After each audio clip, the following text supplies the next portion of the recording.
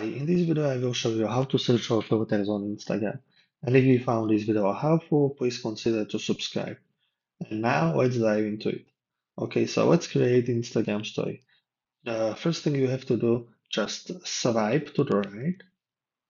And here you have possibility to use filters on bottom of your screen for your story, okay?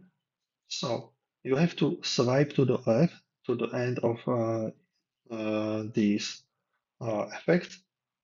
Just swipe it to the end. And here you have possibility to browse for new effects. Just tap on that.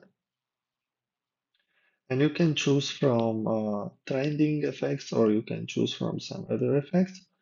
But if you want to search for a new effect, just hit on this search bar on the left in the middle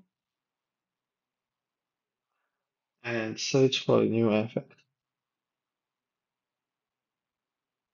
or filter. Okay. And let's say I will choose the cold wool. And it's looking really nice. Okay, so this is how you can actually search for filters on Instagram. And if you found this video helpful, please consider to subscribe. Thanks. Bye.